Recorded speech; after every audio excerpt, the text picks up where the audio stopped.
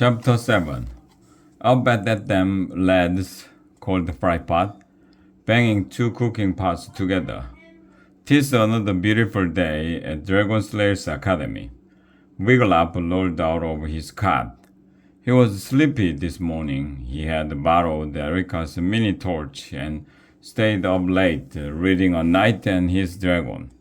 It was the best book he had ever read. He couldn't wait to find out whether the knight and his dragon would defeat the evil sorcerer and his griffin. Wigglytuff tucked the book into his belt. He hoped to find a few minutes during the day to read another chapter. As he pulled on his tunic, he smelled peppermint, so when his head poked out of the neck hole, he was not surprised to see the troll. He noticed that Grog's own tunic was spotted with stains from every meal he'd gobbled down at DSA. "Breakfast time, buddy," said Grog. He had a pack slung over his shoulder this morning. "Ready," Wigglytuff said. The two set off for the dining hall. On the way, Aggie, Dudwin, Bilgy, and Margot joined them. "Why aren't you with your Class 2 buddies?" Wigglytuff asked them. "They're boring," said Bilgy. "Yeah," said Margot. "We'd rather be with you and Grog, Wiggy," said Dudwin. "Mostly Grog," said Aggie. "He's so cool." "Yeah," said Grog. "What'll it be, lads and lass?" Frypot asked when they stepped up in the breakfast line. "Eel bean burritos or eel waffles with malt syrup?" "Both," cried Grog, holding out his plate. "Both," said the Class 1 copycats, holding out their plates. Wigglytuff looked at the pile of slimy burritos and at the dark brown waffles swimming in what had to be mud. "Waffle," he said, feeling sick as he said it. Grog led the way to a table. Aggie and Dudwin sprang into the seats next to the troll. "No fair," said Bilgy. "You guys sat next to Grog at supper." The troll picked up the burrito and shoved the whole thing into his mouth. Juice leaked out and ran down his chin as he chewed. Dudwin and the other Class 1 copycats shoved their whole burritos into their mouth. Margot nearly choked on his and had to burp it up. "Disgusting." Wigglytuff sighed. It was bad enough having one body. Now he suddenly had 5. This was going to be a long week. "So, buddy," Grog said 2 days later at lunch, his mouth stuffed with the Frypot's eel pot pie. "What next?" "Yeah," said Margot. "What's next?" "Dragon Science class," said Wigglytuff, with Professor Plug. "Science? Phooey," said Grog. "I want to slay a dragon. I want to slay Bubbles." "Me too," said Bilgy. "I want to slay lots of dragons." "Yeah," said Margot. "Me too." Me 3, said Dudwin. "I'm in, too," said Aggie, "I guess." "Right now we have to go to class," said Wigglytuff, "and we have to get there early to get Stitch in the back. Professor Plug is a speeder. If you sit up front, you get spat upon." "You," said Aggie. But Grog grinned. "I'd like to see that. Wouldn't I?" Grog pulled his roach out of his pocket and put him on the table. "Go on, Crawler," he said. The roach dashed over to Wigglytuff's plate and ran across his eel pot pie. "Ah!" said Wigglytuff, pushing his plate away.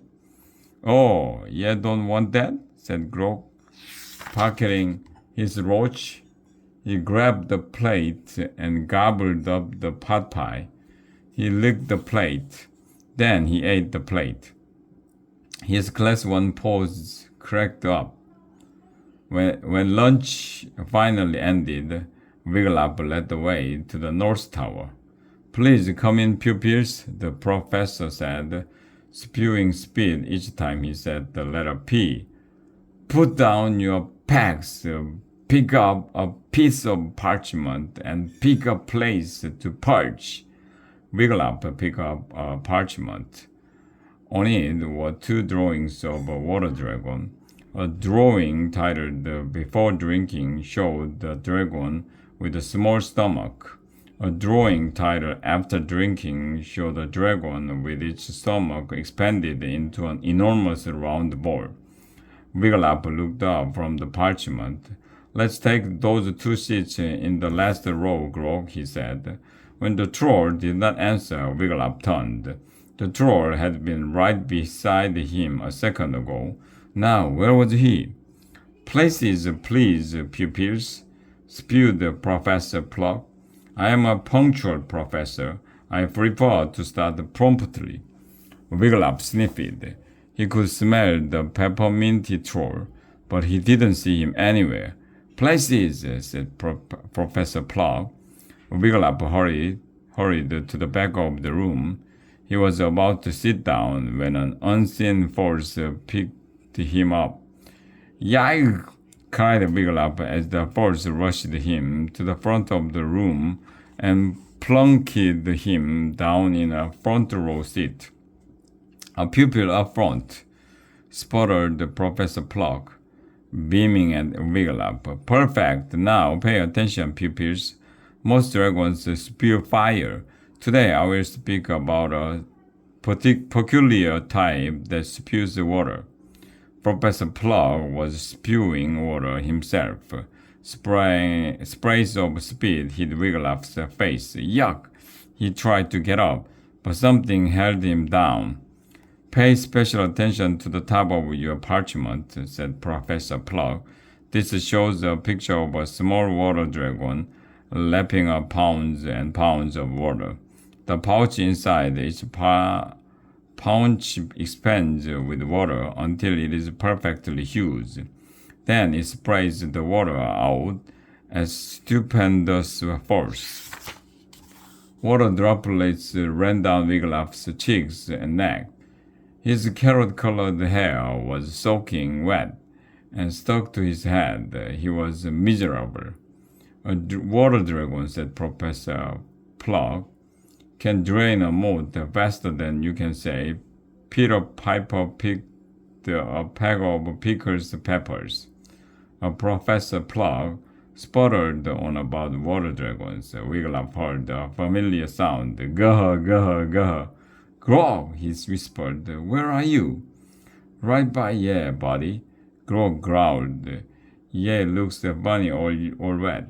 Suddenly, a burst of sparks erupted next to Wiglaf. Yah! Came the troll's voice as more sparks flew. Ouch! Prince Peter's plate pinch, exclaimed Professor Pluck. "'Tis a bad omen," cried Toblet. "We are doomed." Now Wiglaf understood what was happening. Somehow Grog had found Dudwin's magic cave of invisibility. Sparks shot in all directions. "Yow!" yelled Grog. "Ow! Hurt me!" "Say, jibbity-jib," Grog called Dudwin. "Jabwai!" cried the troll. One big green many-toed foot appeared. Then it vanished. The troll's other foot appeared and disappeared. The troll's belly began to flash on and off. The students in dragon science was laughing their heads off. A huge explosion of sparks lit the science lab. "Owie!" squealed Grog. Wiglaf couldn't see Grog, but he could smell that strong, spicy, scared troll smell again. It made him sneeze. Grog's arm flashed into being and stayed visible, and when the troll's big head appeared, Wiglaf knew what to do. He grabbed the cap and pulled it off Grog's head. "That was great, Grog," called Bilgy. "Yeah," called Margot. "What a show," called Aggie. Dudwin jumped to his feet and clapped. Grog grinned and took a bow. Then he turned to Wiglaf. "Give me cap back, buddy," he said. "It's mine." "No, it isn't," said Wiglaf as the cap shot its last few sparks. "I don't want it," said Dudwin. "Grog can have it." "Pupils, please," sputtered Professor Pluck. "Stop, let me speak." But before Professor Plug could sputter another word, the door to his classroom flew open, and a large dog waddled in. "'Tis Ducky McScales come for revenge," screamed Toblet. "Nah," said the dog. "'Tis only me, Yorick, modest scout." Yorick was the master of disguise. He traveled around and heard things and saw things. He brought what he learned back to the essay. Now Yorick ripped off his duckbill and his feathered headdress. "Gets bloody hard under these feathers," he said. "I have news." "Pray tell," said Professor Plug. "I have waddled far and near," said Yorick. "I have paddled upstream and down. I have swum in lakes, ponds, and puddles."